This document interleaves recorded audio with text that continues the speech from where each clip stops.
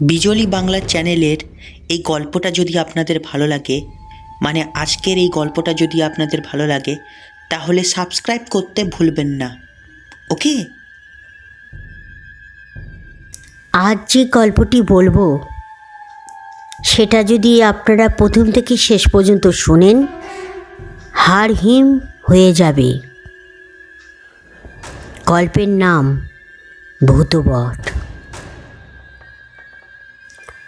অনেক চেষ্টা করে আজও ভুলতে পারিনি চৈত মাসের সেই বিশেষ সন্ধ্যাটার কথা। ছদ্দির মেজ ছেলের প্রথমা কন্যার মুখে ভাত, বিশেষভাবে নেমন্তন্ন করেছে, অতএব যেতেই হবে। ক্যামেরা কাঁধে দুপুরেই ক্লাস নিয়ে শান্তিপুরের এক ছাত্রের মোটর সাইকেলে চেপে রওনা দিলাম দিকনগরের উদ্দেশ্যে।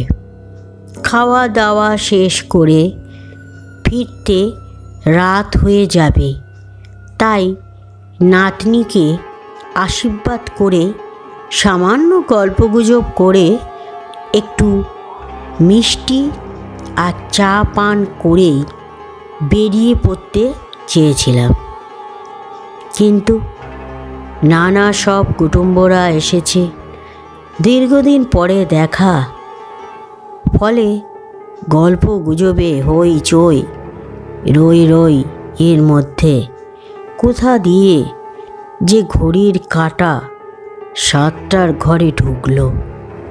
খেয়াল থাকলে তো আর দেরি করা ঠিক হবে না।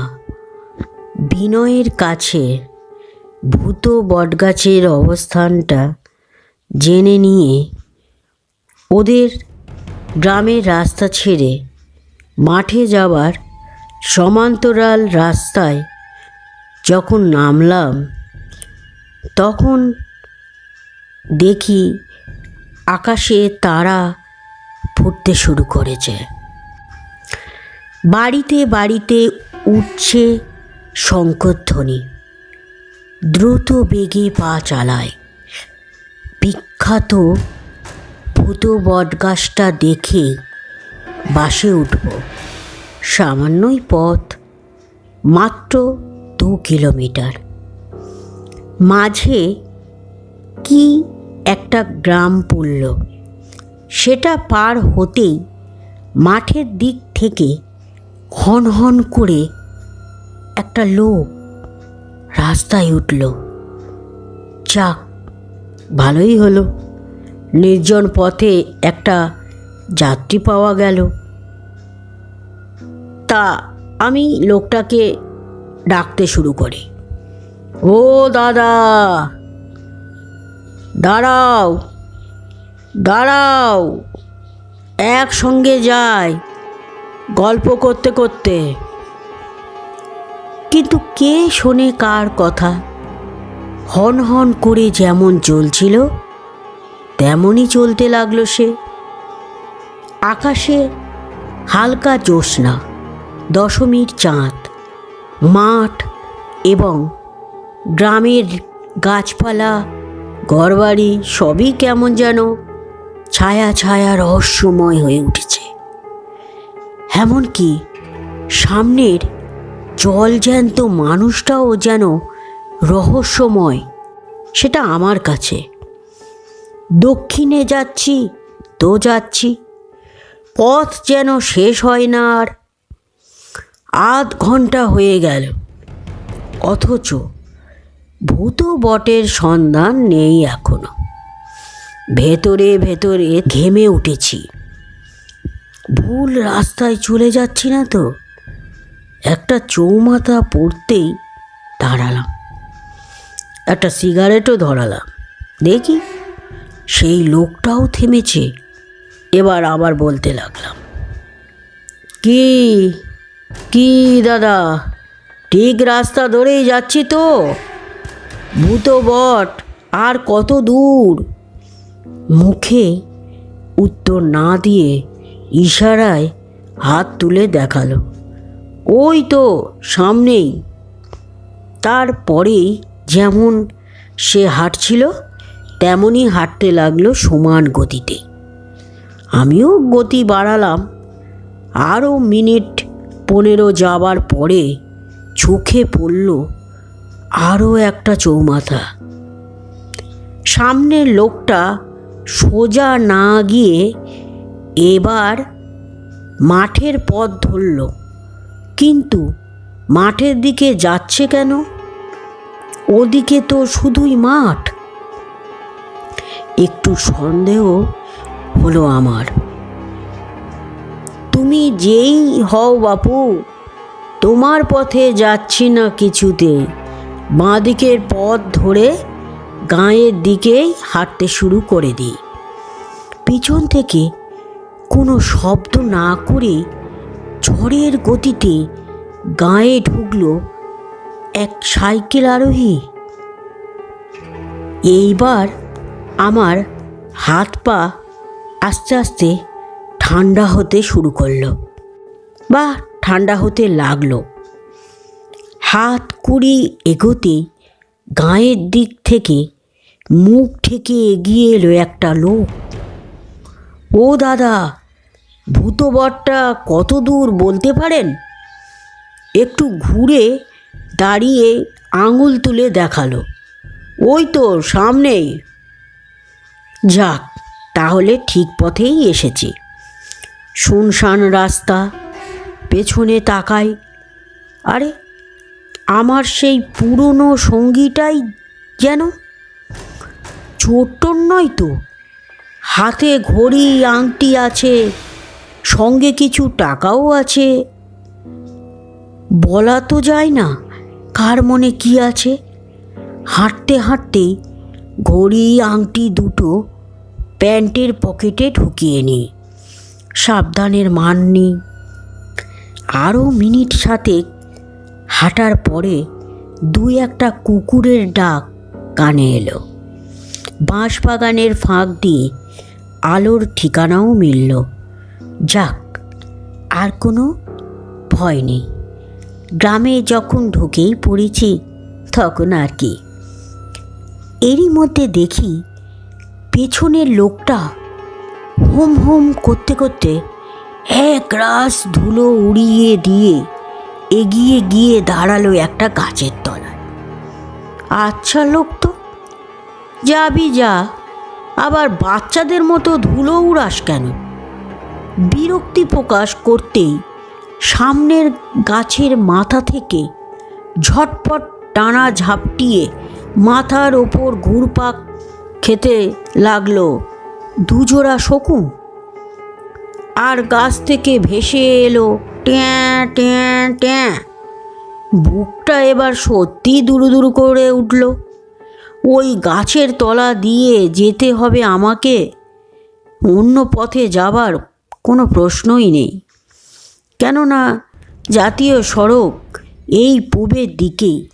ভূতবট না পেলেও চলবে, কিন্তু বাস রাস্তায় যেতে হবে।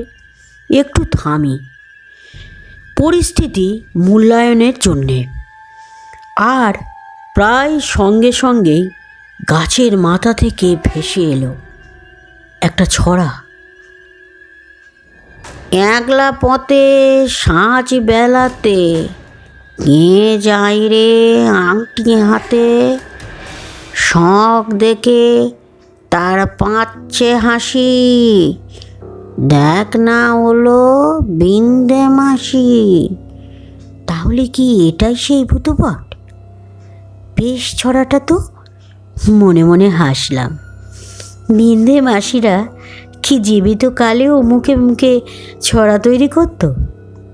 আবার বুদ্ধি এলো মাথায়। ক্যামেরার ফ্ল্যাশটা অন করে দিলাম শাটার টিপে। ঝলসে উঠল আলো। আর সেই আলোতে রাস্তার উপরে ঝুলে থাকা বটগাছটার ডালে যা দেখলাম, তাতে আমার দেহের সব শক্তি যেন উবে গেল একেবারে। থরথর করে কেঁপে উঠল পা দুটো। হাই, কি বিপদেই না পড়লাম!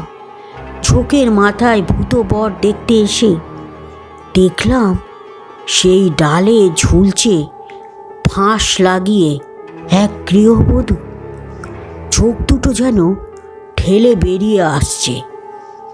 এখন এগোবো না পিছোবো, বেশ ধন্দে পড়ে গেলাম। দরদর করে ঘামতে লাগলাম। মনে হলো বুঝি অনন্তকাল ধরে দাঁড়িয়ে আছি ভূত বটের সামনে। শেষ পর্যন্ত সামনের দিকে যাবার সিদ্ধান্তই নিলাম। জয় মা কামাখ্যা বলে দিলাম দৌড়। ওই ডালের নিচে দিয়ে যাওয়ার সময় কে যেন ধাক্কা দিল পেছন থেকে, আর ভীষণ জোরে সেই ধাক্কাতে আছড়ে গিয়ে পড়লাম কাদের যেন বারান্দায় সব শক্তি হারিয়ে। ঘেউ ঘেউ করে ছুটে এলো 2-3টে কুকুর।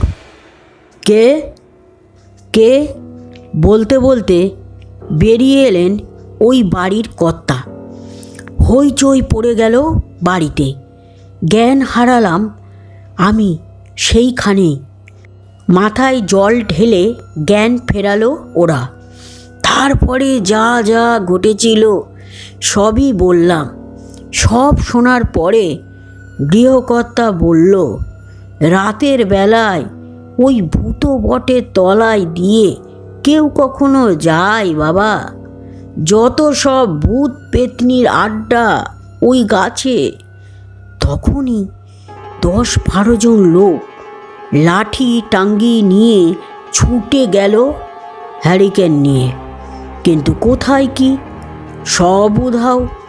হনুমানের হুভাব আর শকুনের কান্না ছাড়া কিছুই শুনতে পেল না তারা।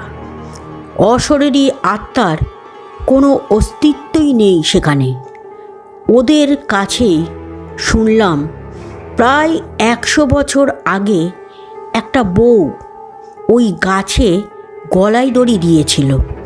সেই থেকেই ভূত বট বা গলায় দড়ি বটতলা বলে কুখ্যাত হয়ে আছে ওই বট গাছ।